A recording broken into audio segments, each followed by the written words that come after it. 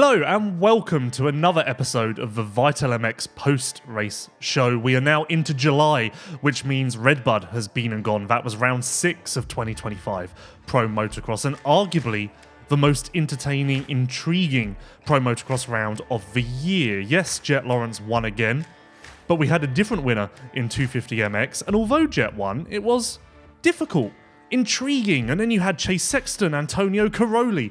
There's so much to dive into on this episode of the Vital MX post-race show, and of course that's made possible by our loyal list of partners in Decal Works, Fox Racing, Yamaha Motor USA, Yoshimura, and MotorX. We thank all of those brands for their loyal support of not only this podcast, but the sport at large, no matter what country you are listening to this podcast in. I guarantee that when you're at your local track, dealership, or even just perusing various online websites about motocross, you see those brands everywhere you go, and that's because they scream quality and are prominent in their respective fields. And that's also why we choose to partner with them, because of course, we only want to share the very best with you, our loyal listeners. And you are loyal at this point because we are 23 rounds into the Super Motocross World Championship. Yep, it's been a slog, and now just a handful more to go, and then 2025 is done. But this is Redbud centric, so let's get to that. I'm your host, Lewis Phillips, as per usual, joined by Michael Lindsay. Hello, how's it going? Hello. Definitely pretty good. I don't know about you, but I even saw this with the riders. I was kind of surprised looking at the forecast. I mean, Redbud was like high 80s, right about 90. Didn't think it was going to be that bad, man. Humidity wins the war again, though. I am cooked today. Yeah, well, Redbud is notorious. Well, as is Millville, I guess. This is arguably... Is Redbud and Millville like arguably the most treacherous combo for humidity, weather? Yeah, the only round that usually to me stands out worse than this, Budds Creek can be as hot as humid. It's down where it's down the valley, the airflow is really bad. And that was even, I think, Redbud by the second motos was pretty good because we finally had a breeze. But man, late by the end of the final time qualifying, kind of going into first moto, it was a big stagnant. It was warm. It felt warm. I saw a lot more riders being a little heavier, cooling vest, hydration, their whole 9 yards. It seemed like everybody buckled down a little bit, but at least we finally had a race to talk about. It's a little bit the whole program being a little bit more exciting. I know not to be Debbie Downers, but these last couple rounds have just kind of felt like inevitable in a way with results. So to finally see, Jet have to come back from a rough start, to see Hayden kind of have just a rough overall day, to have Caroli join, to have Chase back, all of it at least. I don't know, in one sense, it doesn't change that much, but it was nice to have some new things to watch and talk about and just kind of pique the interest. Yes, you mentioned it was warm, but maybe that was because the on-track action was hot. And in that respect, I don't know where we start. And I'm going to take a, forget the word, not a sabbatical, because that would mean I would be leaving the podcast. Yes, that. And I'm going to start with Caroli. Because I like it. Why not? And we can leave the Jet conversation for 10 minutes, of course. I am so impressed, amazed, other words, other superlatives similar to that with Antonio Caroli. Nearly 40, barely been racing. Aside from Matterley Bazin, which was a 7-8 and a very strong showing, his previous 2 Grand Prix aboard the Ducati have been turbulent, 18th, 15th, that sort of range. So given that Redbud Pro Motocross is fairly unfamiliar to him, quicker format, a very different experience for Ducati, the Desmo 450. I went last week, of course, with 11-14 prediction, and that was, I felt, fairly optimistic. What Caroli did far exceeded my wildest dreams, and I think it could have been even better had he finished the second moto. I have nothing but good things to say about Antonio Caroli, and as a result, the Ducati Desmo 450's debut. I really don't. Same. I think at the rate he was going, we would probably had around an 8th overall. He would have been competitive with Barcia for 7th overall. I'm really impressed also for, other than the reasons you stated, 2 that stand out to me. One, we talked about this a little bit, but maybe for listeners that don't know the full details, came into this weekend. He came in a couple days before Southwick and started testing with Ziggy and the crew at Factory Connection. Different bike than what he's raced at the GPs. They started with a stock platform with some of the chassis and suspension component stuff that FC's been working on for the US program, basically on a stock out of the box bike, stock motor. They just threw a tuned ECU and an exhaust on it. That was a big part. They wanted to, in one hand, they wanted to learn with some of the stuff they're developing here on the US side, but on the other hand, they also wanted to be as stock as possible for PR reasons. And that's Antonio said that multiple times. Like, I want to race, I wanted to show people what the bike is capable of. So comparatively, he's on different tires, swapped to Dunlops. Like I said, production / kit. There was some stuff they swapped around, like half production, half kit suspension. The FC did their linkage. Just kind of threw together and tested for the last week. So for him to basically jump on, Matterley was pretty impressive, but to jump on a different setup and different tires and a few things like that to go racing this weekend, big. And then the second one, just cool, calm, and collected as a veteran. I will say, I don't think Press Day looked very good. We shot some stuff for this week, and Sean was kind of joking at me, like, he's getting crossroad a lot, just kind of, I thought, struggling to find a flow on the track. And his first practice was decent. And I asked the guys as they're going to staging for the second one, like, hey, any changes, anything? And they're like, no, he's sticking, like, we're talking about maybe a click. Like, he was, like, very settled in, like, nope, let's keep going, and didn't mess with anything all day. So I thought that was pretty impressive, too. Just very cool, calm, collected. Maybe a little too cool, calm, and collected. The final times qualifying session, we always had that 5-minute start period before. Tony may have been talking to somebody, or maybe he just wasn't paying attention. They missed it. He came and pretty much just got one practice start in. Not like the guy hasn't pulled a bunch of amazing starts in his career to go off of, but yeah, just overall, it definitely exceeded my expectations. Yeah, he outdragged or outjumped, I should say, Justin Cooper in the first moto on a stock engine. Like, there were so many elements of it that were promising and exciting to me. Now, I'm seeing a lot of negativity online about the second moto DNF, but that just happens in this sport. Every manufacturer, even those with 60 years of experience behind them, have DNFs on odd weekends and whatever else. So I don't see why you can come down on Ducati so harshly. Because Caroli said electrical, which is the fairly blanket term for any DNF in this sport. Yeah. But it does happen. And for him to get a 9th in Moto 1 proves it all. If there was a double DNF, of course, okay, then you're going to start asking questions. But between Moto 1 and then the track record in MXGP this year, shit happens. Yeah. I think... I will say, because I watched him ride off, I was standing where Eli's bike went, and I was standing pretty close to where Caroli's went. Caroli's wasn't, from what I could tell, a mechanical failure. It was something electrical, because the bike was running. It just wasn't running right. Whatever. Production harnesses, production this, production that. It happens. Look at all the teams that have all the time know-how that had shit go wrong this weekend. It does happen. I know for them, there's got to be a small part of it's a bummer because this was a debut. There's a lot of eyeballs on them. Debut. I get made fun of so much for saying debut. Still has another race to go. I'm very curious because, of course, he has experience at Redbud with Motocross of Nations. Millville's going to be a little bit more raw, but in the same breath, fairly sandy in places. I don't know. I raise expectations. I'm hoping for a top 10, but yeah, I'm even staring at the results here. It's just really cool to see the little Ducati symbol on the results sheet. Just another OEM, and it's getting so good to see them. And then the Triumph 450 coming in next season as well. Yeah. Let me get back to you on that one. Next week. Let me get back to you on that one next week.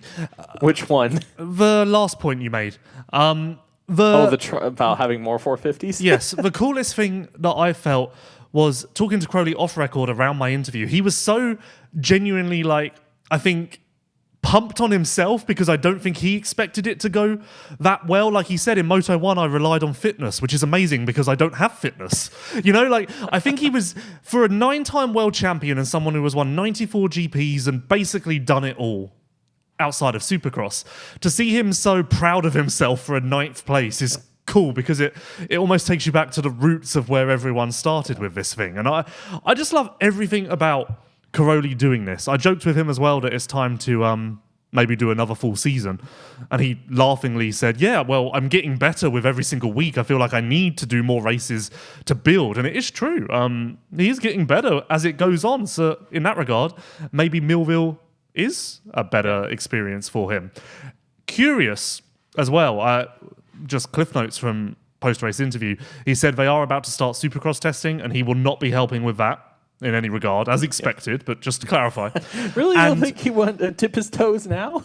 Caroli is very diplomatic, so I knew this wouldn't go far, this question, but I thought, you know what, I'll put it out there. I said, a lot of rumours about Ducati hiring a championship contender in MXGP next year. Is the bike going to be ready for it, or do you think it's too soon? And he hemmed and hawed. And he kind of said, yeah, no, we've got good improvements coming with the engine. We're happy with the chassis. We're fixing the suspension. The rear end has been a long-standing problem that extends from MXGP to here, although it does sound like now they're making a breakthrough. And he went, yeah, I think next year we would be ready for top 5, top 4, which was fairly modest when all signs seem to now be pointing to the fact that Tim Geiser's going to go there, I felt. Now, Caroli, again, diplomatic. He's never one to just throw the gauntlet down in an interview and say, I'm the best, or this is the best, or watch out. But I was like, oh, that's an interesting response. And to my knowledge, I think Tim was maybe a little bit in communication with Tony on race day at Redbud. So all signs to me point to the fact that Ducati should maybe have Tim Geiser next year, because it sounds like the Yamaha talks broke down. So a lot of Ducati interest at the moment. Of course, we all expect Justin Barcia to go there. I think that's all but done. I had to tease Justin a little bit because, of course, he's been back in the New England area the last 2 weeks. And, you know, I mean, I'll straight up say it. I even asked him about this. You know, he went and spent some time talking to Ziggy and Paolo over there. And, you know, that's where all signs are pointing. It is interesting because we've been saying the very beginning, we were saying that because of the Troy relationship, and then things really went hot and heavy the Eli direction. It's circled back. I really think, like, some of that could play out even different too. Again, with the Factory Connection crew and Ziggy's relationship now with the effort, you know, they go back so far with Justin. I think all that could come together really well for Justin, kind of like a little bit of an near the end of career rebirth for him.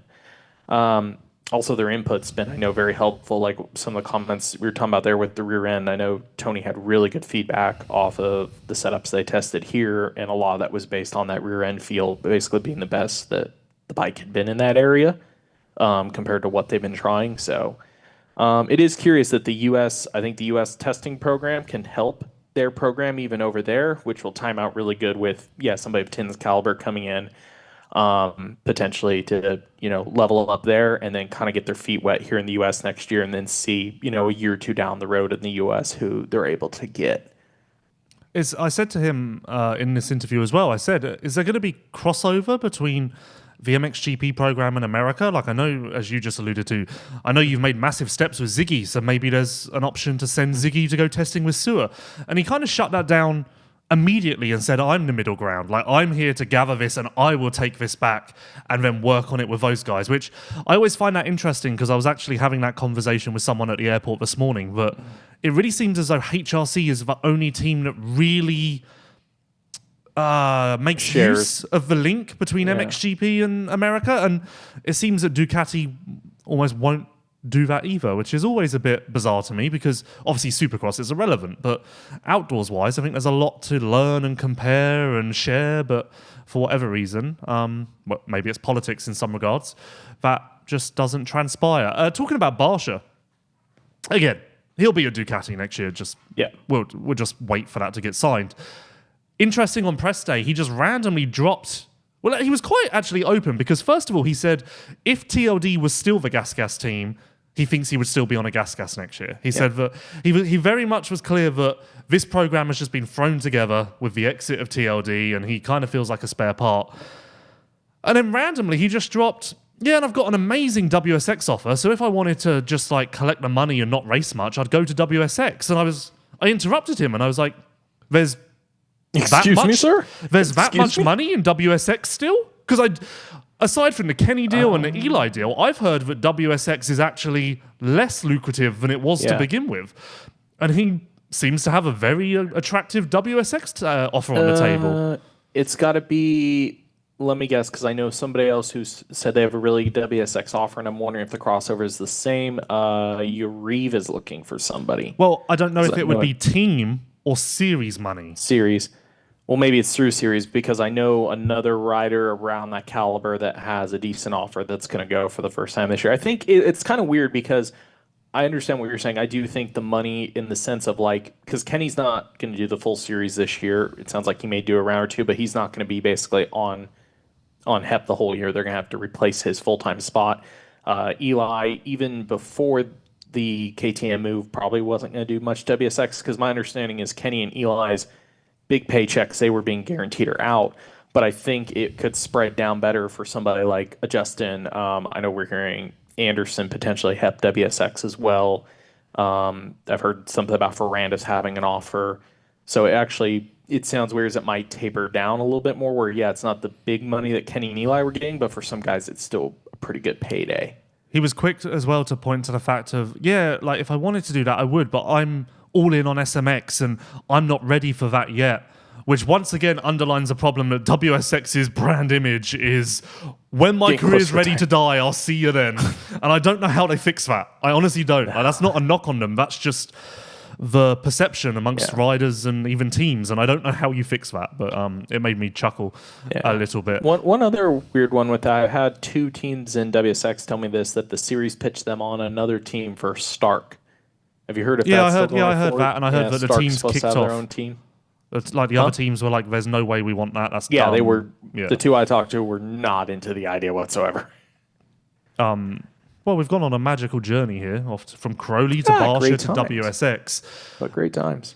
Which is hilarious because if there's 1 week to talk about Jet Lawrence, it's probably this one. 1-1 yet again. Which, if you didn't watch a race, you hear that and you sigh and you turn off the podcast because you say, "Well, what is there to possibly say?" But from 18th, I believe, after he crashed on lap 1 of Moto2, to an 8-second lead. So not like he won by the skin of his teeth. It was still fairly in control, fairly commanding. The question is this. You are either A, deflated by this and thinking, well, that's it. Jet is literally unstoppable. This was the test. And he answered with flying colours. He was going to win out. Game over. This just confirms what we all knew. Or B, you exit here going, yes, that's all true, but Chase seemed to have something that we can maybe cling to moving forward as Chase gets better. A or B? DAF. I don't even know what was that noise? Deflated as. Oh, what? DAF, did you say? DAF. Deflated as. Yeah. I've never heard that in my life. Never knew that was I just made it for the spot, but no, it falls into the category what he said to you on press day about he feels like the place he could improve is try a little more through the whole moto. Yeah, I still don't know if that was a joke. I think a few people commented that they were surprised that I instinctively reacted with, really? I don't know if that was a joke. I really don't. I don't know because it seems so lackadaisic genuine from him. I hate to say it, but dude, the pass. I was shooting the section where he got J Coop. I'm mind boggled on that pass still. I can't wrap my head around how he stayed on the wall section and managed to correct the way he did on the finish. I can't wrap my head around it. Even in the moment as I was taking pictures, I was like, this makes zero sense whatsoever right now. No, I understand your point. I did think that a little bit with Chase in there. Okay. No, but it's cool point being, remove Chase, and this really is game over. Chase is a flicker of light in the class, let's say. It's still, even with Chaser, it's still game over for me. That was so deflating to watch. It was amazing to watch, but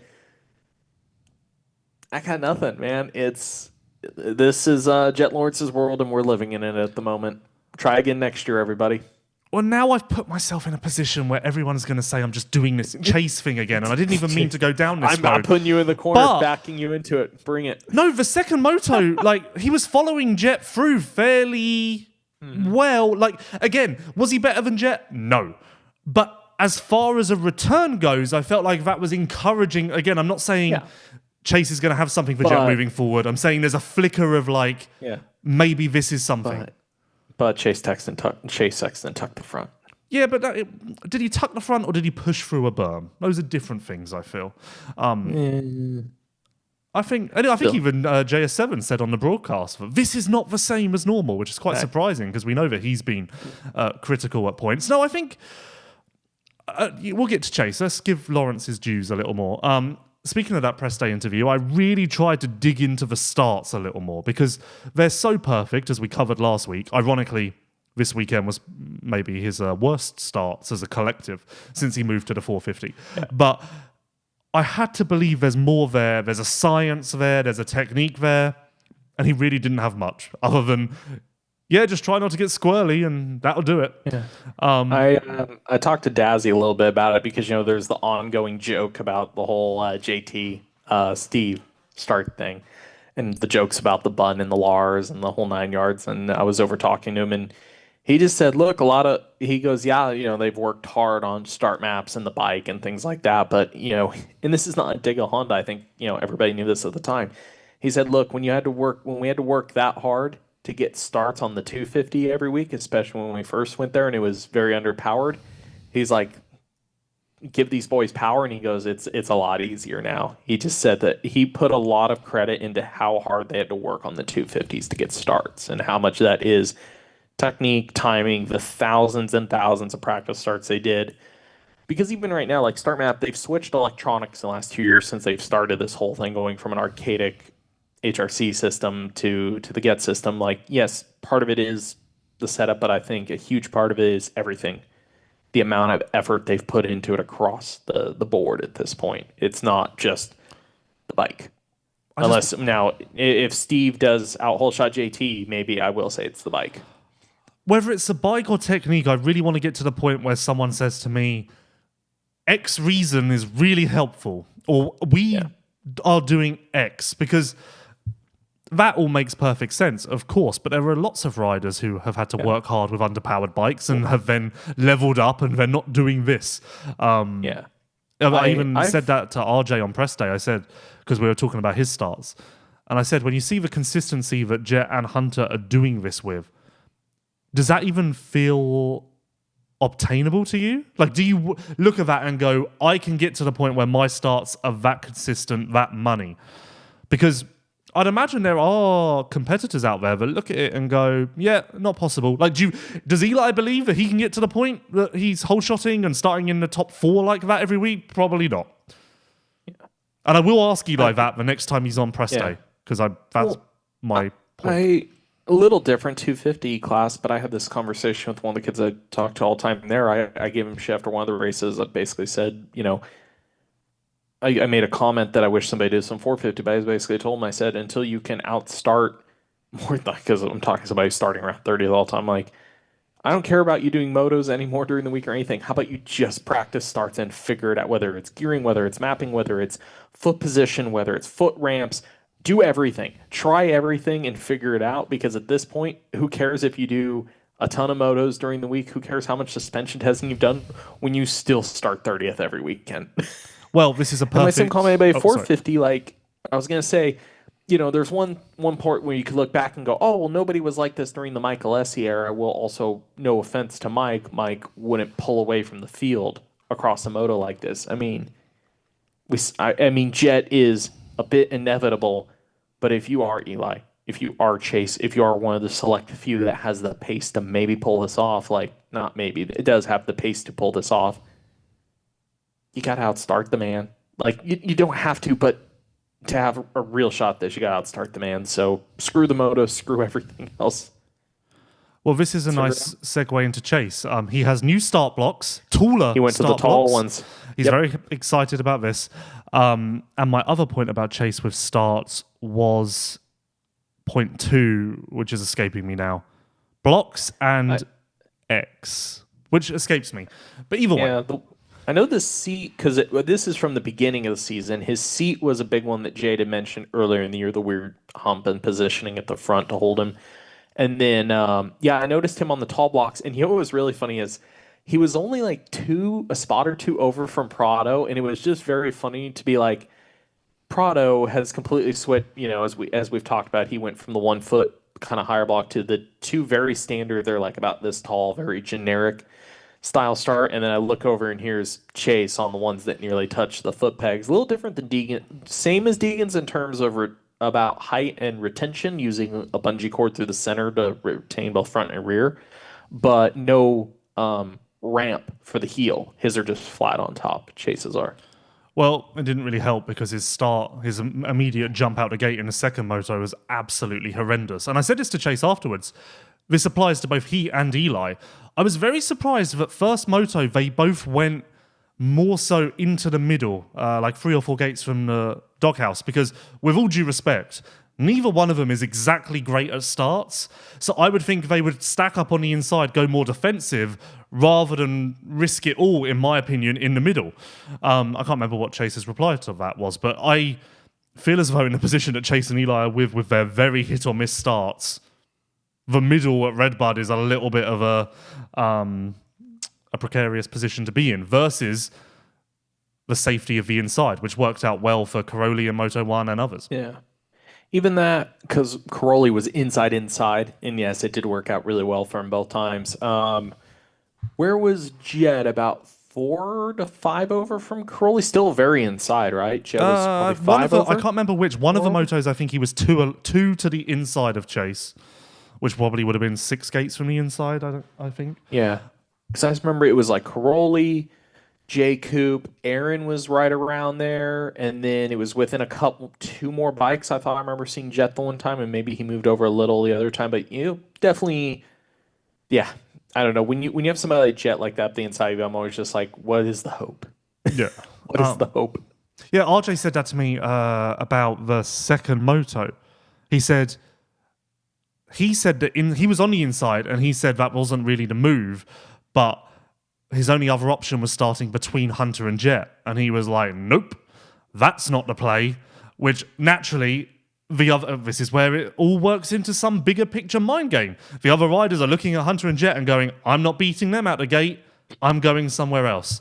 Or maybe the other riders are looking at Hunter and Jett's machines and going, that's got a Yoshimura exhaust on it, I'm out. Also the potential. I'd imagine that would be the attraction there rather than the Lawrence name on the jersey. But that's just a hunch from myself. If you want to put similar fear into your rivals, your competitors, we all had one. I can think of a few of my own from off the top of my head right now. You want to head to yoshimura-rd.com to see what's available for your machine. Chase was Look, my interviews with him are bizarre, and often we're really struggling to land the plane and figure out where we are with the discussion. But he was really downplaying. Again, I think the second moto was really good, especially for a rider in his return, because he essentially followed Jett through. I felt like it was great. The lap times, although inconsistent at points, he matched Jett toe for toe a lot. There were many times where they were the only riders in the 207 range and everyone else was 209, 210, which is great, again, for a rider in his return. Chase was kind of like dancing around this and almost dismissive. And towards the end of the interview, I said, just to be clear, I really think you're downplaying this as a return. And he just kept going, yeah, I'm not worried. And I'm like, no, that's my point. You don't need to be worried. Why are you saying that? Like, it was really...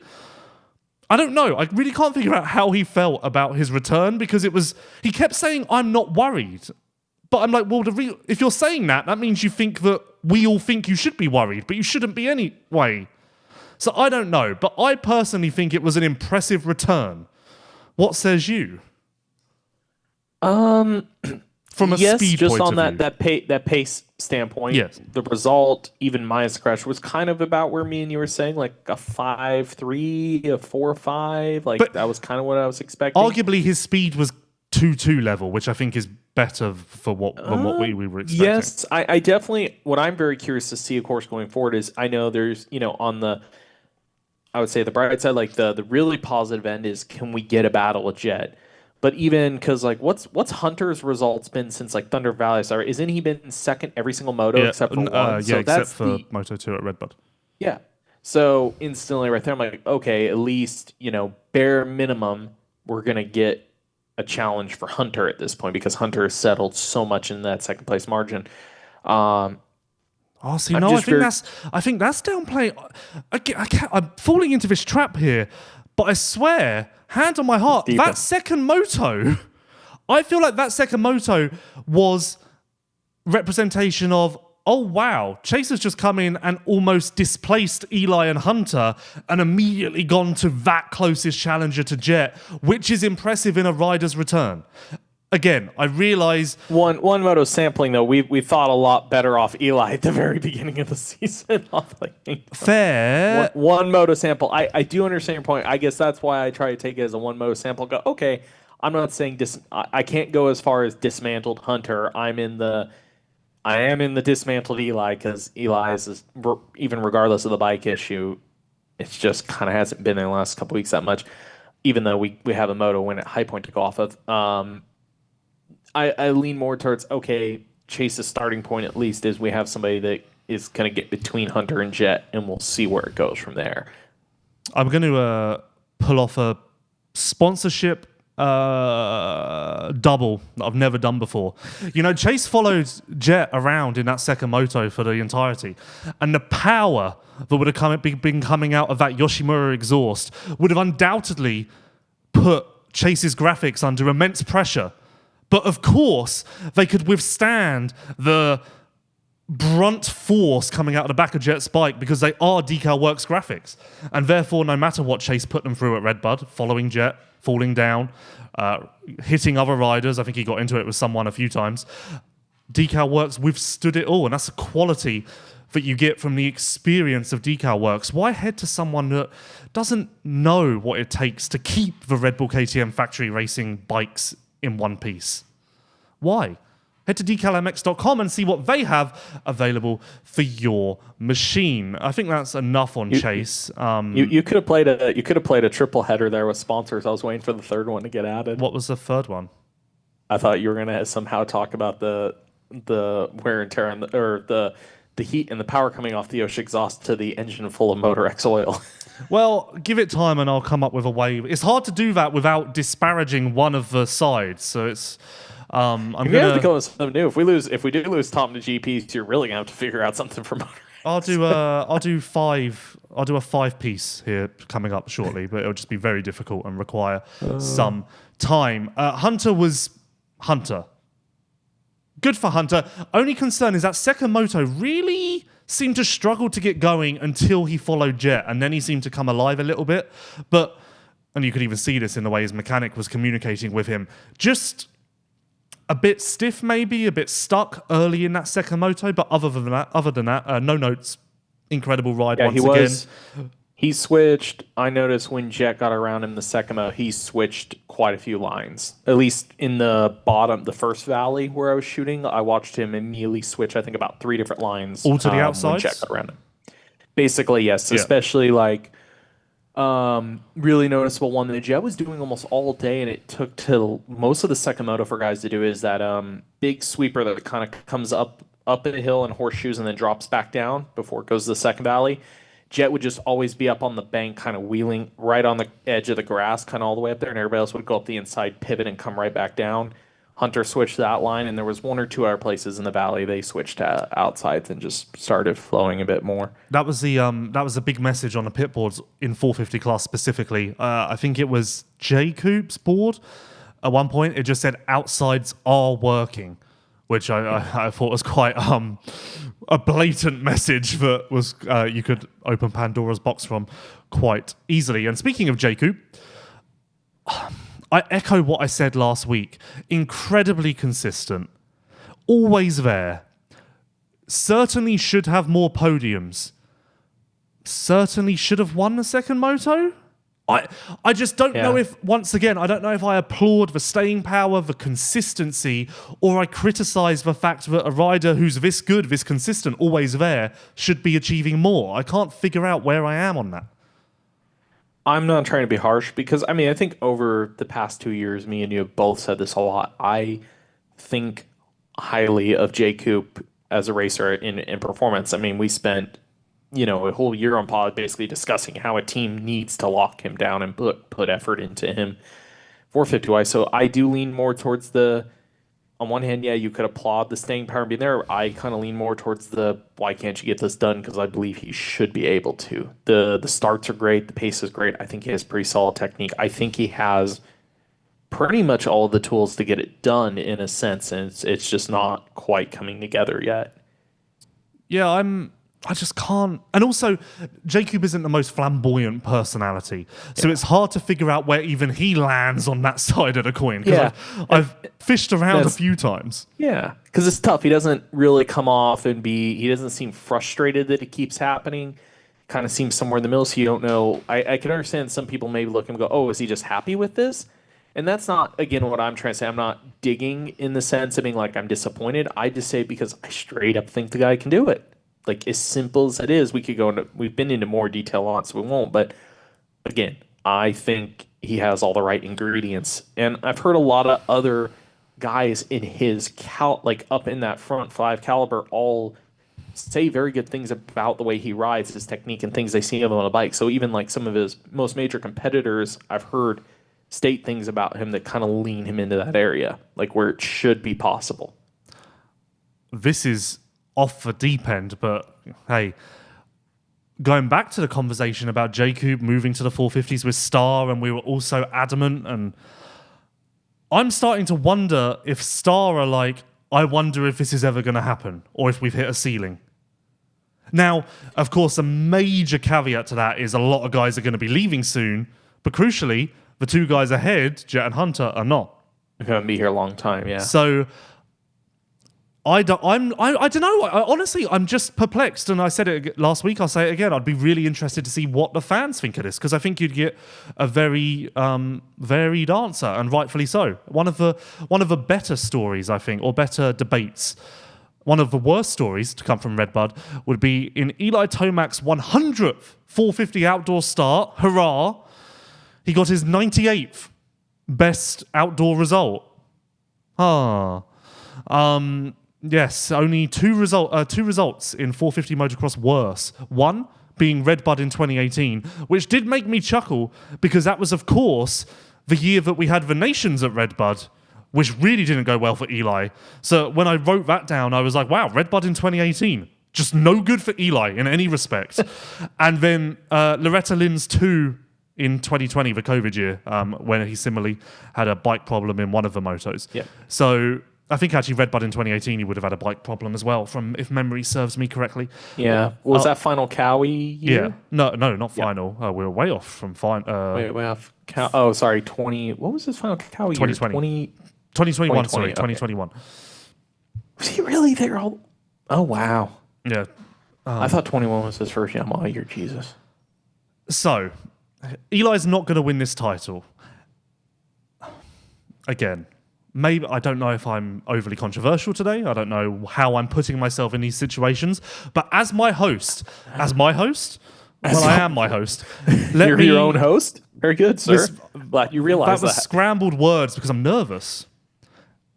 Are you afraid of the backlash? Is this a disaster? Now again, bike problem, not his fault. Yeah. What can you do? Actually, full props for the second moto. I believe he started 33rd, I want to say. Got to 7th. So although no one saw him, no one was tracking his progress because Jet and Chase in tandem were, of course, dominating eyeballs. It was quietly a very respectable comeback for Eli. It took him a while to get, his pace, I think he got to around 15th pretty quick, and then he had to chip. I remember him chipping away to get inside the top 10 for a while. But to answer your question, is it a disaster? I'm not going to go quite that far, but it's interesting. We went from the moto win at High Point with Rafa to just kind of a downtrend, and it's weird watching him because I don't know what it is. I watch him, and at times I think it looks good, but it's just not translating to lap time, to pace, to kind of some of the problem we've talked about before. I feel like noticeably Clean Air he seems to run good. I feel like he really is. I asked him this at Southwick, and he kind of him and hawed, but it then kind of did say, particularly in first moto, he feels like he keeps just getting hung up in people's pace. I don't know. I'm just kind of a little baffled, and it also long term makes me wonder. Of course, he's going to go for 2 more full years. We do have a team switch coming. I don't know how to feel about it, but it's got me insanely curious at this point of, where do we go from here a little bit? Yeah, it's Does this certainly. remind you? Sorry to cut it real quick. Does this remind you of more not last? Was it last year in Supercross? We were just like waiting and waiting and waiting for it to kind of turn around a little bit. No, because we have had the two moto wins, Yeah. I guess. But, and this is good. No, because oh no, I don't. I was going to say I think I had It's more. a tough one. I was going to say I think I had more confidence of it turning around last year in Supercross, but now as I think it was quite dire until St. Louis, where Yeah. he obviously caught fire. This is a problem again. I don't know. I don't think Eli wins an overall this year.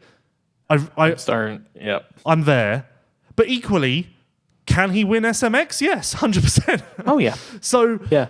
it's not like I'm saying this is Eli long term. I just think for whatever reason, outdoors isn't quite clicking. As I alluded to earlier, the next time he's on press day, which may be this weekend, first question I really want to go to him with, and people will roll their eyes at this because we know how my start questions have gone with Eli. Your starts have been so hit and miss your entire career, inclusive of this year. Have you given up all hope of figuring this out? Like, have you just let go? Has the concept of being a consistently good starter, have you accepted that's not for me? And for whatever reason, can't figure that out? Because that's where, truth be told, this whole topic and this whole question may be irrelevant. It may all be start-induced. If he was starting top 4 in every race, we would be sat here saying, what an incredible season, and this is amazing. So that's where it ultimately comes from, and that's making us view it maybe more negatively. But I don't know. I don't know. I just. I have another slightly controversial take to throw out there. Slash, I'm not stating this in the sense of like I believe this. I just want you hear this out loud. I want your gut reaction to this. Jay Coop not being able to get the job done in a sense. Eli kind of in a weird struggle lull, and then I really don't know how to feel about this one. Webb kind of in no man's land at times, just existing more in outdoors. And I was like, I didn't think it was going to be amazing, but I didn't think it was going to be where it is. Monster Energy Yamaha also having some technical issues. Just Monster Energy Yamaha Star Racing's 450 program kind of just having a really weird summer in general. Well, Moserman is, to make it the weirdest of summer, Moserman is the shining light, I guess. Of course, we all expected Deegan to be great. Yeah. But this is where I wish our sport was better, because this is a question for the upper management to be like, where are we at? And this sport doesn't really allow for that. Because I look at across the board with the three of them, I can't imagine they are super happy with where this is at, where Eli's pace is at, where Coop is just kind of existing to get SMX points, and Jay Coop not being able to get the job done. It's not like they've kind of with the Hayden thing. They've usually always had somebody's result on the weekend to fall back on, but all three guys are just kind of in a weird spot where it doesn't feel like anybody's quite living up to their full potential at the moment. Okay, rebuttal, and I want to ask him. Yeah. You could say, yes, Jay Coop isn't necessarily improving, but he's doing exactly what we need him to do. Yeah. He's learning at the front. He's consistent. You can say Eli's shown that he has the speed to outright win motos. We just need to figure out the starts, and there's this Jet guy, which is making it even more difficult. And I will push back a little bit on Webb, because he has impressed me at points, and actually I have it written down, that first moto, he came from dead last to 10th before a mechanical, or I should say he ran out of fuel on the last lap. So the first moto was incredibly impressive. Yeah.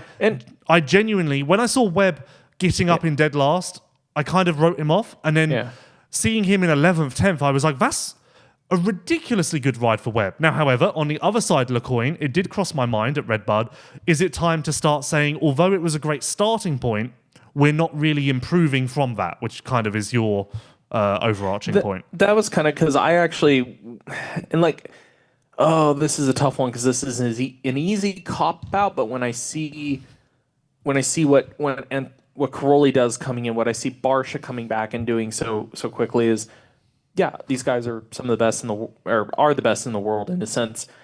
I don't know. I feel like the example this happened to me during the combine race. I had somebody stop me, like, basically, oh, these guys are ripping, aren't they? And I'm like, meh.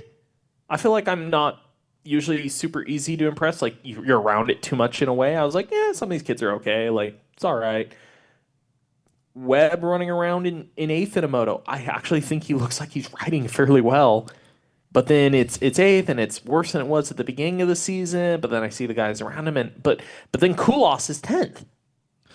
I don't know how to feel. Well, to make this just a one-man podcast, let me argue with myself. Although I say, should we be saying there is more improvement? I think we are seeing improvement, but the gap to ultimately what his next step is, which is the top 5, I think that's just such a big gap that's why you're not seeing it in the results.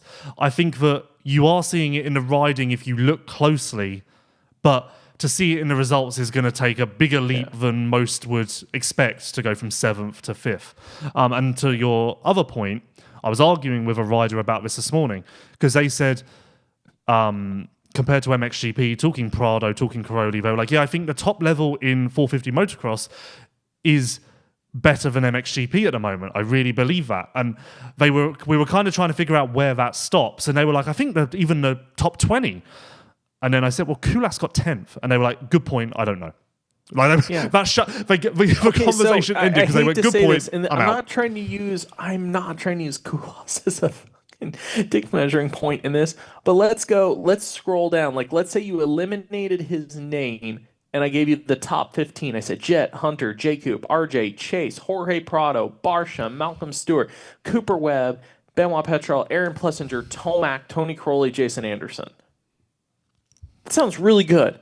Exactly. Then I throw Harry in 10th and I throw Harry in 10th and I'm very confused how to feel. But is it the name game? It sounds good. It also sounds good. I can't use it. I'm trying to come up with a reference. But yeah, it sounds good. But does that actually mean much when it comes to lap times and whatnot? The only other web point is he did twist his knee in practice, I think, and he is having checks on Monday, which I don't think it's that big of a concern based on how he rode, but checks on Monday always concerns me slightly. The last point I'll have on Webb, and I'm not trying to dig on him. I am super glad we have him for the summer. I'm thankful we have him out there, of course. I guess maybe one of my measuring sticks was when we went with the SMX conversation as a whole, the points gap between him and Jacob coming in outdoors, I really thought Webb was going to hold on to that number 1 seeding, basically. There was a guarantee, but I was really leaning more likely that he was going to hold on to the seeding. Can we say with confidence that a YZ450 will hold on to top seed? Yes, we can say that. And why is that? That's because Yamaha produce quality machines that help quality riders achieve their goals. And who knows, not only do they have this is going to be quite a list, not only do they have 450 Supercross, 250 West, likely to have 250 East, 250 East, 250 Motocross, 450 Motocross, maybe that's gone. But they're going to put themselves in great position to win both 450 and 250 SMX. And you can put yourself in a great position to win whatever you race from 450 down to 85, 65s. If you get a Blue Machine, Blue Crew, join Blue Crew, and then you can experience the success that all of these riders around the world are having. Beautiful sponsor plug. We were going to talk SMX standings, but we're going too long, so I'm pushing that to next week because we're in the weeds. At least we're having a good conversation. At least. But, wait. I have one last 450 thing I need to say. Well, I also have 450 points that I need to say. So let me first one because you might be on someone. RJ Hampshire, 3rd in first moto. I see him standing under the podium tent, and I just want to say to him out loud, "Do you wish you would have moved earlier?" Yeah, I was going to say that to him in an interview again, and I stopped myself because I was like, you can't keep saying this to him. No, we can't, but it definitely, of course, I'm going to say that, but when I see that moment, I'm like, maybe we should have done this sooner. You've talked to him about that, and we brought that up a million times, but proof's in the pudding a little bit. Plessinger didn't start the second moto. Sickness, heat, combination. I wonder if there's a little more going on there. Maybe Epstein-Barr wise, like that sort of I don't know. Well, I don't know if I'm it was wondering just a 'cause sickness or more so. I hate to say it, I've been meaning to ask him because I mentioned on last week's pod so many times this year I've seen him like look into my head like pound his arms. He's got like, and I don't mean arm pump, like that's the thing. Like, you're saying, is there something else? Is there chronic fatigue, something going on that's just roaching him? Because it's just, again, season started out really good and we're kind of trending backwards. And reasons that it is trending backwards, I don't think are fixable in the short term. There might be a little bit more of an issue here. Finally, on 450s, I have to spread this message. I understand, everyone, why you may think, why do I want to listen to a Valentin Guillot interview? Also, it's Guillot. If I hear Guillot one more time, I'm going to shoot myself. Why would I want to listen to a Valentin Guillot interview? I understand. Yes, the Chase Sexton interviews get a lot of credit. Understandably so. I have no idea what happened to Guillot yesterday, but midway through the interview, first of all, he went back to Switzerland in between High Point and Southwick, which I was confused about because he was only here for 4 weeks. He was homesick, which we argued about because I said, you can't be homesick in 4 weeks. That's just not possible. Then he went into a detailed explanation of how he landed in Zurich airport, was hungry, went and bought a ham sandwich. He broke it down, bread, butter, ham, took one bite and was basically in heaven, gave a detailed description of the feelings, the emotion, and then proceeded to tell me how no one realizes how bad American food is. And the description of this ham sandwich is bizarre. I don't know if the heat got to him, but the ham sandwich breakdown is arguably my biggest scoop from Redbud. So the secret for him to keep performing in the US is you need to ship him a sandwich from home once a week. We're set. I didn't know ham sandwiches were crucial to an athlete's diet. I would actually think that's maybe out of the picture. But also, he said that because GP riders, I can be a lot more aggressive. So we were just randomly talking. He wants a 250 Supercross deal for next year. This is all in the interview. Well, I think I said last week, he wants to do SMX. He was asking Hunter how to qualify everything. This is what's interesting. He wants a 250 Supercross deal for next year. And I said to him, did you ever come close to coming here in the past with a 250 Supercross deal? And he said, yeah, I was deep in talks with a team once. And I said, well, I'm not stopping this interview until you tell me what team. Like, we're just going to keep going.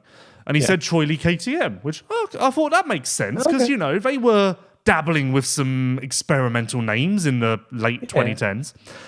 Then we got onto the subject of SMX, and I said, you're a great Supercross rider, you're going to do that. And he said he's only going to do it if he is automatically seeded because it's too much risk versus reward for him to go to the LCQs, which I told him was crazy because he's a good rider. And he said, no, because think about it, if there's one Supercross specialist in the LCQ, my chances immediately are almost halved, and then it's too risky, which makes sense. Point being, it's now very interesting to follow Guillot's path to 450 SMX because he's either in or he's done. So I think that's quite an interesting story. This weekend didn't help. Where is he at right now? He's 24th. He'll make it in.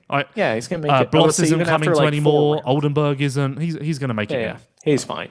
But still, interesting, I thought. And the interview was just a trip. On to 250s. Also, Guillot, a privateer relying on Yamaha power, so there's a lot of that going around. We didn't even mention Prado, but you know what? Prado made progress. He was happier after the race. He did not trash the bike. He did not trash the team. It was a valuable step. A lot of credit to Chad Reed. A lot of credit to Oscar. That's where we're at with Prado. If you want to know more. Because of the club thing, I noticed Chad talking to his dad a lot. I just overheard things passing by, and Chad's they were talking to Prado's dad mid-moto about how these corners play, how this is, how that is, a lot of input from Chad's side. Do you get any sense at all, though, even though Jorge was more positive this weekend, do you get any sense at all that we're maybe going to be a little more careful what we say going forward? Prado's always been hot and cold with interviews. One week you interview him and it's the most fiery, entertaining, jokey conversation ever. And you're like, this is great. And then you go back next week and it's like you've never spoken to him in your life. So, I don't know. Spin the wheel and we'll see, I guess. But he was adamant that it was progress. So, take that for what you will. Moving on to 250s. I don't know how this has gone so long. Maybe we shouldn't start with Caroli and Barsha. These results are so all over the place. So Shimoda won for the first time since the end of 2023, I want to say. Not 2022, that's far too long ago. The last round of 2023, I'm fairly certain.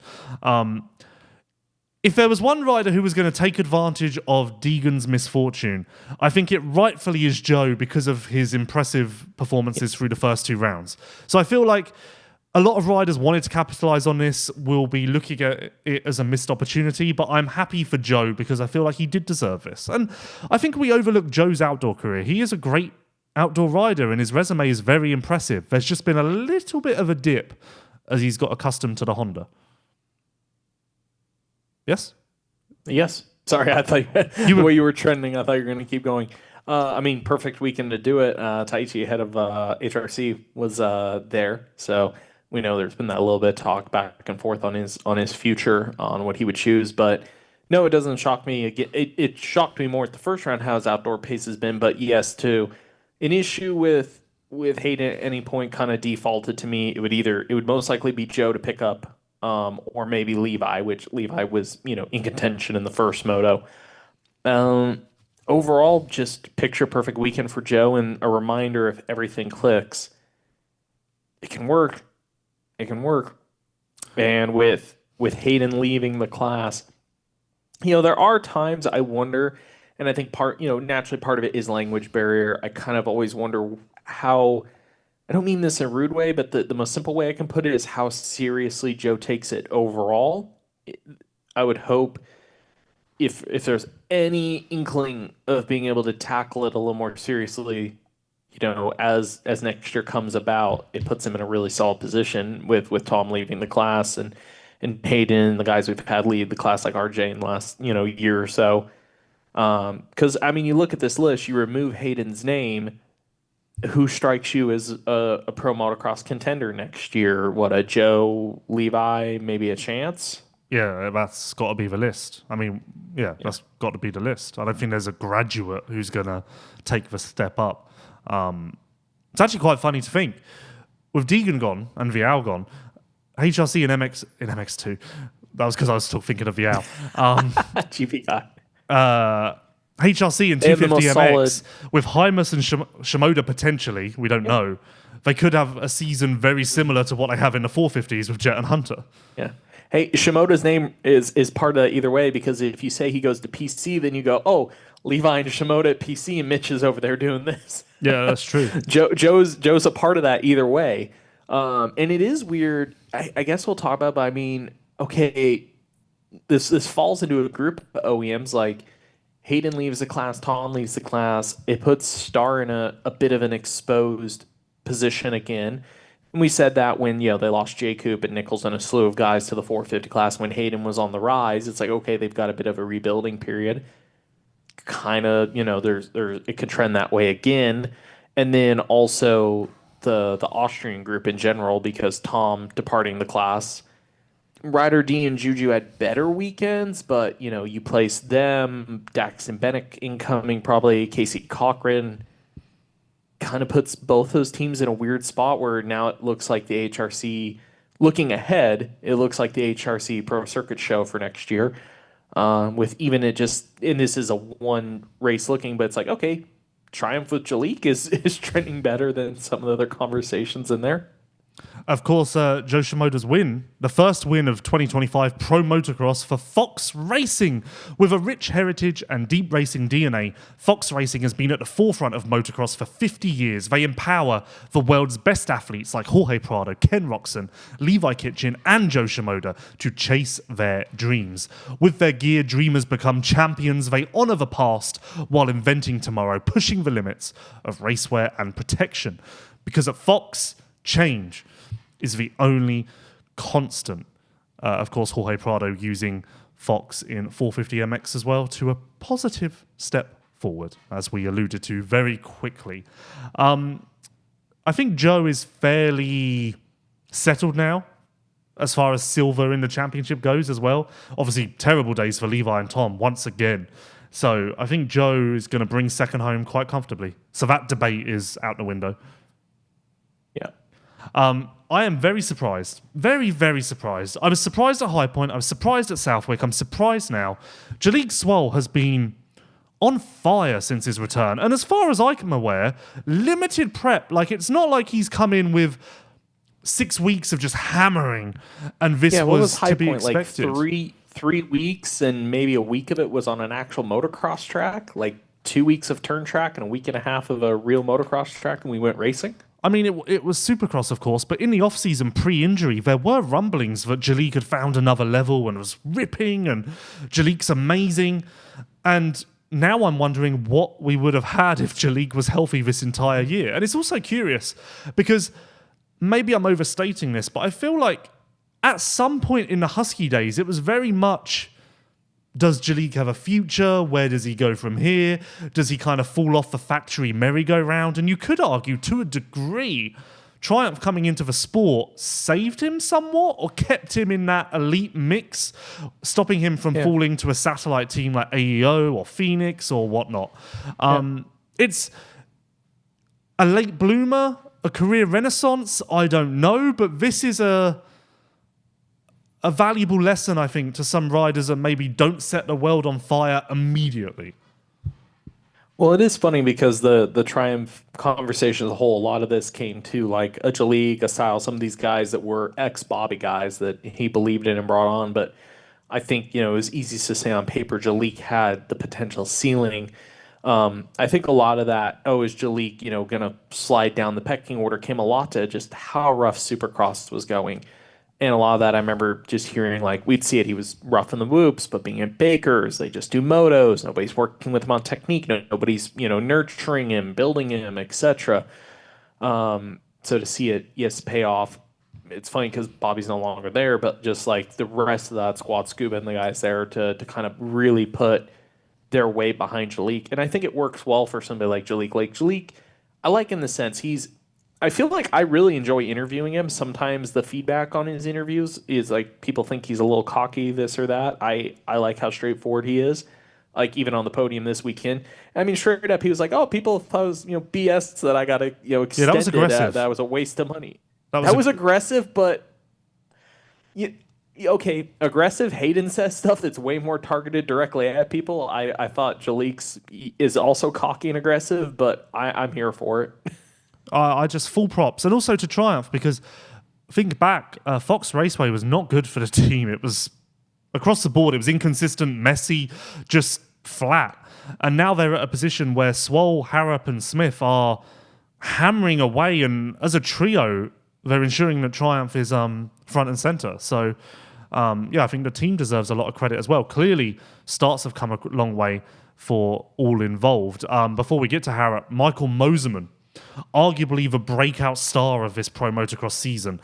His Pro Motocross career is turbulent, which would probably best describe his entire career, to be honest. Yeah. A lot of ups and downs, a lot of ins and outs. His last podium was the penultimate round of 2021. And since then, unsurprisingly, he has missed more races than he has done. But you know what? Looking at his career as a whole, I have it in front of me now, his outdoor career as a whole, he's been better than expected, or I expected at least, for whatever reason. Yeah. And actually, we discussed this recently. I put it to him at Hangtown that I feel like we all look at you as more of a Supercross guy than an outdoor guy. But looking at it here, so many top 10s.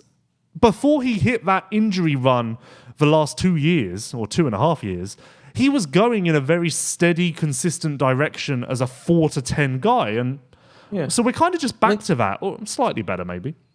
Yeah, I think, that trended when he was, because me and you got in a conversation with him when we were talking about the Rockstar Husky kind of team history. We got on a conversation one day on the phone about it. Correct me, what was his first year pro? Was it 2016? 2017. 2017. So, I mean, we're quickly coming up on next year would be 10 years pro, which does shock me a little bit. I forget that Moserman's been around that long already. Well, 10 years pro, and he's done 53 outdoors. So a lot of time missed. 10 years doesn't quite represent an average of like 5 races a year then in pro motocross. But during that Husky era, he was there, I think, a lot longer than some of us remember before the TLD switch. For I think it was only 1 year. Yeah, consistently building was solid there. It just, yeah, it derailed with injuries after that. It is interesting that, and I don't mean this in a bad way, that even just a few weeks ago, the conversation was, yeah, doesn't sound like Bobby wants him. He's probably going to quad lock Honda next year. And I mean, even at that point, you could have argued he's still the second best 250 guy on the team, and now he has stamped it. Outside of bike issue and a couple of things, it's like, okay, he should, yes, he got an overall podium this weekend, but he should have another one or two of these at the rate the year's been going. Which actually, sorry to back this up, I forgot to say, Jalek Swoll 6'3" for second overall. That is definitely an odd one. Moseman's 4'4" for third overall makes a lot more sense. Harrop going 8'5" for fourth. Even Hayden 14'2" for fifth. Ryder D. It's weird to see somebody go 12.6 and get their overall as one of their moto scores to go 12.6 for 6 overall. Well, even Levi 2.19. I feel like that's normally an 11th overall sort of place. Yeah. And then somehow you've got Garrett 10.12 for 10th, which is fairly normal. But here's what's better: you have Parker Ross 11.10 for 8th. One position difference. Yeah, I don't. And it's somehow, actually, the points are crazy because you have Levi 7th with a 2.19, 25 points, and then you have Tom 13th with a 3.21, which is basically. Yeah. Well, look at you after you have card. 2 people tied on 23 points, and then you have 2 riders tied on 22 points. Pro motocross. It's Noah's Ark of pro motocross. They travel in going twos. in pairs. Harrop. Oh, real quick, Moseman. Star Hat. I get the whole thing about Bobby telling him to retire twice this year. Come on, he has to stay, right? The thing is, and this is hard to define with Star, are they full and keeping Moseman is opening up another spot? Because is he deserving, or does he warrant going through the effort of finding a way to add an extra rider? Probably not. If there's a space there, then yes, certainly. Yeah, I think there's just because outdoors, Hayden moves up to 450s next year, so that gives us for outdoors next year. Thrasher, Pierce, Anstey, Manier potentially. So Manier definitely, I think. Manier, Will said that after Future, so that's 4. Who else is signed? I'm missing somebody that's signed for outdoors. Bennick's out. Bennick's out, yep. Hands on to a 450. Who am I missing? Somebody else? Who's currently there? They were injured. Missing that's hurt. Davies. Yep. So 5. So Moseman would make 6, which on most teams would sound like adding a person, but that sounds right up Star's alley. Yeah, or maybe they're going to start slimming down. Maybe they're finally realizing that they have too many guys. Speaking of which, Anstey and Davies start riding this week. So I would think that a goal or the potential for the final 3 is possible. Yeah. Will told me at the last round he thinks Pierce as well, because Pierce has been back riding. He was thinking he was going to get Anstey, Davies, and Brown back for the final 3. Which will add a lot to this class. I think, well, of course, Brown and Anstey, I think, are destined for the SMX LCQ. Without doubt. But Davies, I haven't even got the points, but I would presume Davies got enough in Supercross to slot in. Anyway, back to Redbud. Harrop brought up a very interesting point, which Guido echoed as well. They both were very surprised by how soft Redbud was. And also said that there's no track in Europe that has a similar soil type, because in Europe it's either sand or hard pack. And this wasn't sand, but it was still soft and heavy. And they both said that bike setup, flow, even using different muscles to what they were used to. Like, it was just a very unique setting for a European, which makes Karodi's performance all the more impressive. In fact, actually, this is interesting. It was either Karoli or Gio. I said, compare Pro Motocross prep to MXGP prep for the Nations. And whoever it was said way sandier today than it was for the Nations. I can't believe it. Which almost dispels the conspiracy theory of... I can't remember. I think it was Guido that said that. But yeah, that completely flies in the face of the nation of the MXGP prep was sandy. So I don't know what we do with that. But Harrop, he disagreed with this, but I put it to him after the race. For although this is now going great, I think we're in the position where this needs to go greater. Like, he's building, but now it's in a position where the podium's got to come. I'm frustrated to miss a podium because, truthfully, he rode well enough for it at Southwick, and I think you could justify him riding well enough for it at Redbud as well. He disagreed and said that he got lucky to get 4th overall at Redbud, and Southwick, yeah, he was deserving of a podium, but he's not there yet.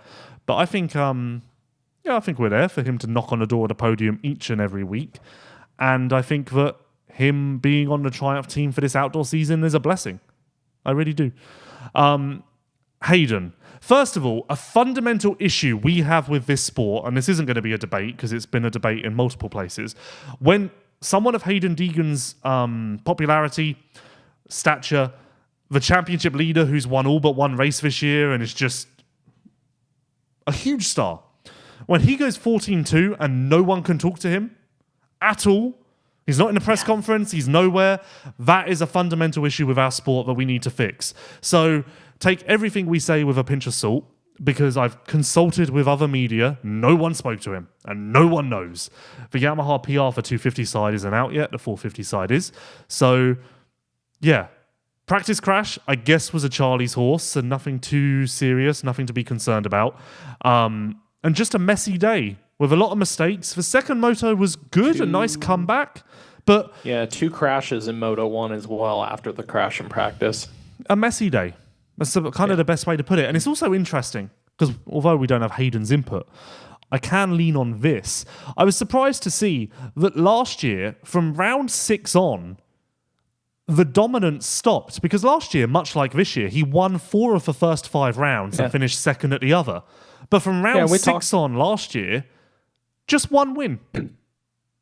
Yeah, we talked about that a bunch last year. I remember even at the beginning of this year, I said, like, part of how he won the title last year was just destroying, before any, I always joke about the 250 class, while nobody else figured out they wanted to win a championship, he dominated the early part of the season and then was able to carry it.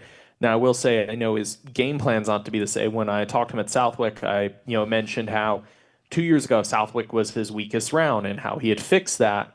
I said, is there any other round that you really particularly... I said something like, I don't feel like you really need to prove anything to anybody, but is there any rounds that you feel like you need to prove something to yourself that you particularly want to come out and win, or you feel like you still need to perform better at?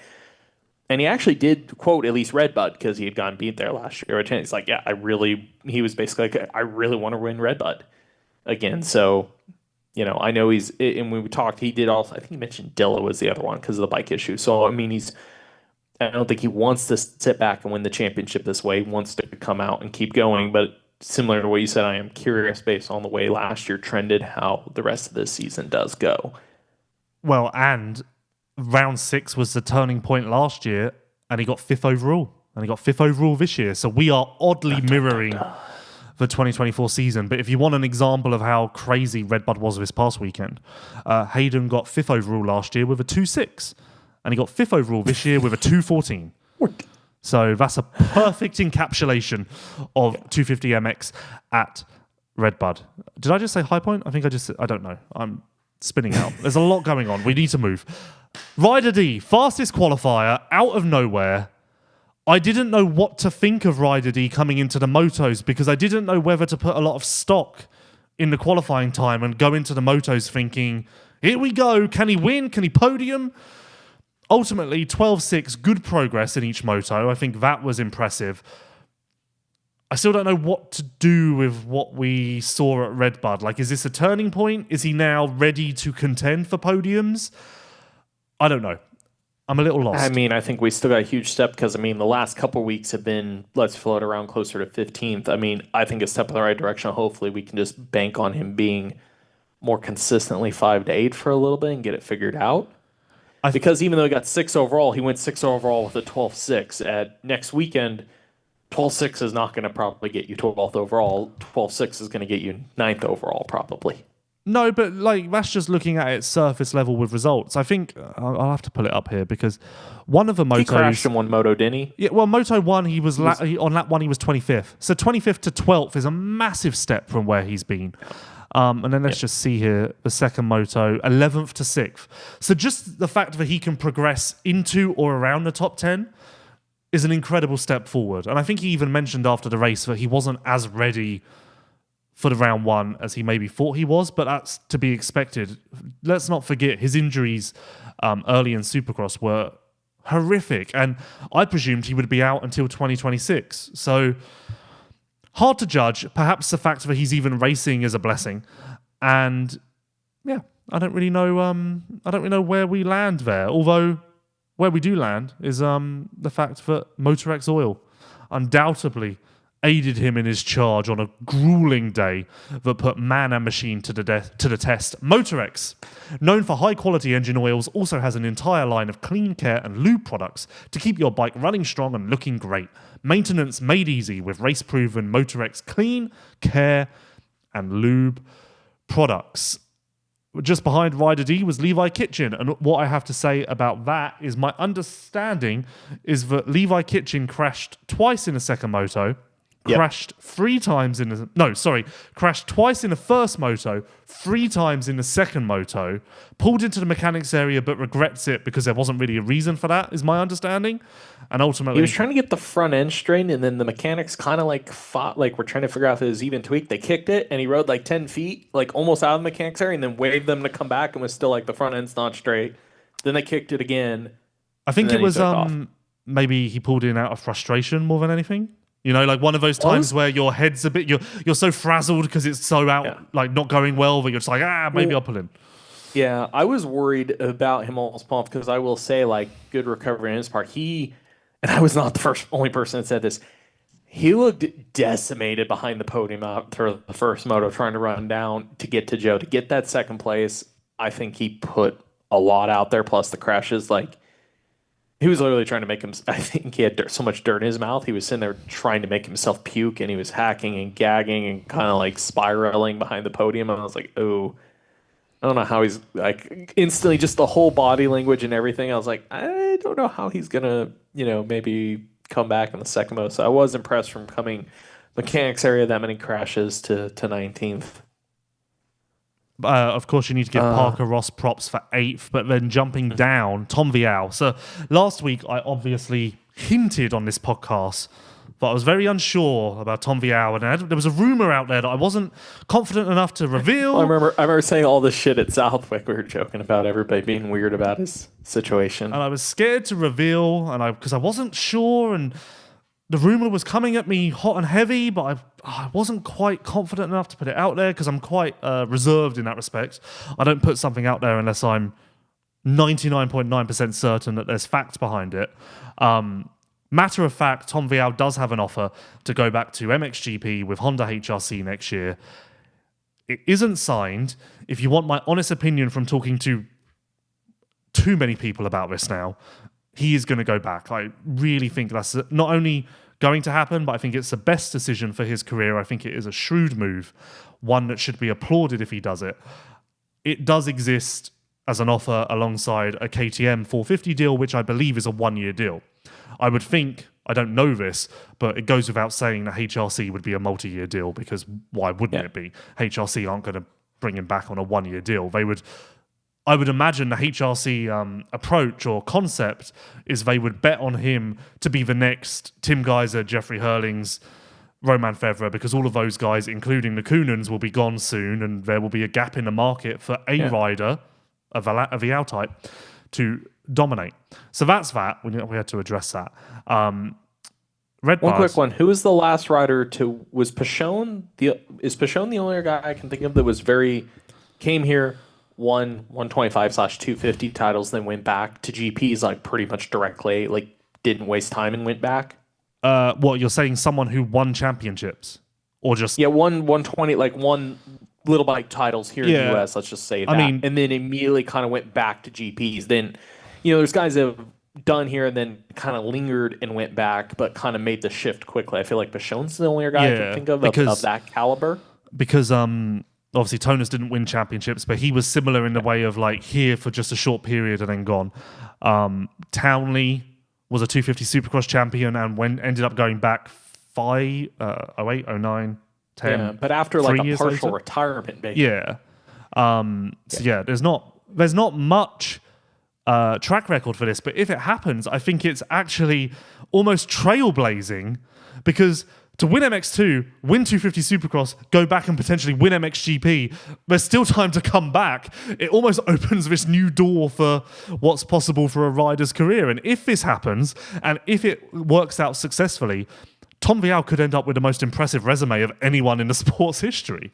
Like, I think it's brilliant if it happens. And props to Honda HRC for recognizing it as a potential avenue, because that's why I was so hesitant to mention it on this podcast last week, because it was so out there. I hadn't even considered it as a potential option, that it seemed almost ludicrous.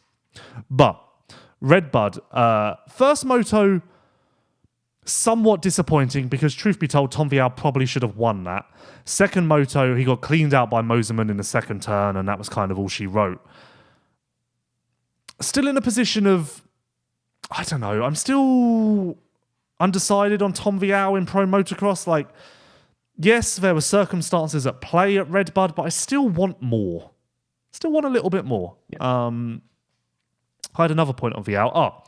This is what I struggle with the one-day format in America.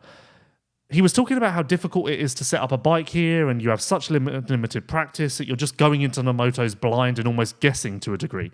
Whereas he said the way MXGP is set up, you go into Moto 1 and you have no excuses, because you've had time to troubleshoot, test, mess around. You go to Moto 1 and you literally cannot blame the bike, because how can you? And then afterwards, I was driving back to the hotel and I was thinking, that is very much a professional setup to go racing. Whereas in contrast, putting it as, yeah, we're going to Moto 1 and we're kind of guessing because we don't really have time to think about it.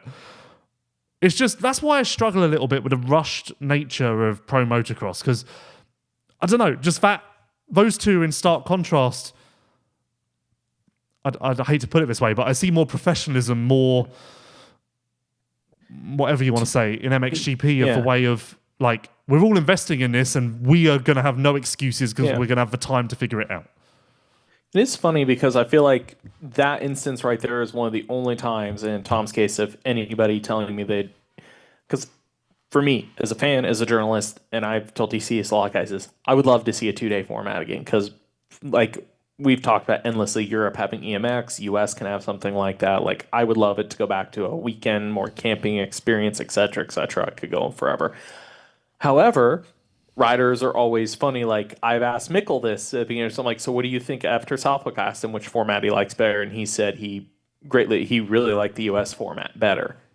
Yeah, overall. And most riders you ask usually lean towards, hey, I'd rather do the 1-day format. Yeah, and Hurling's Geyser, fair for all of the every MXGP rider except for Geyser has come on record and said, we want a 1-day format like America. We're wasting too much time. We don't need to do this. But my comeback to that is, well, no, we're a professional sport. Like, we're not... The mindset can't be, let's just get in, do our job, and get out. Like, that can't be the mindset. We're a professional sport. So a simple one is we could endlessly say, we could go to 2-day formats. We just need less races. Yeah. But also... the 2-day format of pro motocross's past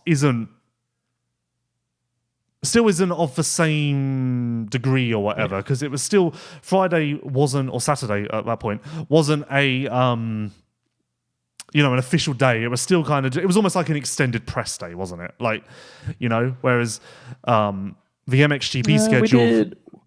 Old schedule, we had time qualifying. We basically had qualifying races before we went to time qualifying on Saturday. Yeah, that's true. But still, I feel like it was way back. Yeah. I feel like it was more. I mean, maybe it's just a sign of the times, but like Saturday at MXGP is televised. It's very much part of the program. I think if we still had it, because I mean, when did we abandon it? 2010, 09, 10? I want to say 08, but I'm guessing 08. But anyway, jumping down. I think Julian Beaumer is in a dark pit of despair, and I think that he's also dealing with some sort of wrist, hand, health issue. I need to go back and listen to my press day interview, because he was criticizing himself relentlessly. And then in the dying seconds of the interview, he went, yeah, and my hand's really bothering me. And I'm like, where was that in the last 4 minutes when you were just telling me you suck? Like, you have a reason, no? So I need to go back and listen to, because it was so like nonchalant that I need to go back and listen and figure out what is up with his hand and if it is still a problem. Jordan Smith, It is a miracle watching that video back that one of the 4 people stood on the side of a track didn't get landed on. They all had great reaction time. I could say if I would have been over there shooting something, I would have been clobbered. No, I thought the same. If I was stood there watching, I don't think I would have had the awareness to avoid that. Like, a miracle. I just wonder if there was a really good panic rev involved with that or screaming by somebody. And nothing encapsulates Jordan Smith's relentless pursuit to always give his best than he got up, he untangled himself from ropes and cables and whatnot, tried his hardest, did not pull in, and came up 1 position short of a point. He did pull in the pits. No, but I mean, didn't quit. Oh, is my okay. point. Yeah, I would say and came up 1 point short of the shroud pits stuff. of a Like, point. yep. Which, if that doesn't encapsulate the effort of Jordan Smith and the never say die approach, then I don't know what does. Are we done? I mean, I see other conversations here, but nothing that's too time sensitive, so I'll just put a pin in them for next week. I was going to say 3 small comments. Schwartz and Long, season best. Schwartz with a 7th in Moto 2. Avery Long, 9th in Moto 2. I think he came from 15th. And then Drew Adams, I guess I'm not terribly shocked. They didn't decide he was racing until, I guess, Wednesday night or Thursday morning. Yeah, but I heard before Southwick, I heard it'll be fine, we'll be back for Redbud. So I think it was in the ether. Masterpool hand, the team told me Washougal maybe, if not right after the break. But it sounds like Masterpool is still out for next weekend. Washougal's a maybe at this point. Final question on 250 I also MX. feel like Jet Reynolds has died. Nobody has mentioned him forever, and I kept meaning to ask a club he's where back the on hell the Jet bike. Reynolds is. He started riding not this week, last week, I want to say. That's good. So he's not dead. He started riding in the last 2 weeks, definitely, for sure. Final question on 250MX. Deegan, Vial, Kitchen, Shimoda, we all know they've been great. They've had their high points. Outside of those riders, who has been a standout across 6 rounds? Who did you say is in that group? Deegan, Vial, Kitchen, and Shimoda. They're off the board. Swole. You know, I was going to say Moserman, and then I thought to myself, I wonder if you can go Swole, even though he hasn't been there, you know. I gotta go Swole. The impact, don't get me wrong, I understand your point. I think Moserman has extremely impressed, but I mean, Jalik's impact in such a short amount of time with the short prep, re-injuring his foot rep, that like, I just think the impact is so high with Jalik so quickly. I agree. And outside of Swole and Moserman, if you want an honourable mention, I'll go Marchbanks. Marchbanks? Yeah. I think that has to be your top 10, 3. 12, but I mean, other than a few motos, I swear Garrett is always coming from like 30th. So, I mean, the races where he's gone even into the top 5, like, he has had to have passed the most people this year of anybody, if you go back and look, I would think. Yeah, that is without doubt, I would say. Right. I think that we are done. I don't know how this has ended up being so much longer than normal. I don't really know. I guess you add Caroli and Chase, and that's an extra 20 minutes of discussion. I don't know. I think we just had good discussion across the board. Well, I take all credit for my audible at the beginning with going into the Caroli direction.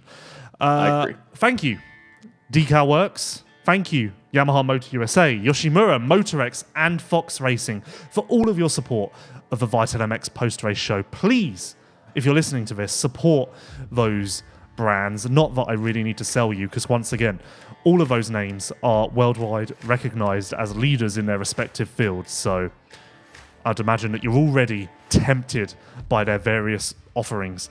I have been your host, Lewis Phillips, as per usual. Thank you for watching or listening. We are on YouTube. And we will see you in 7 days' time to discuss Millville Round 7 of 2025 Pro Motocross. We'll see you then.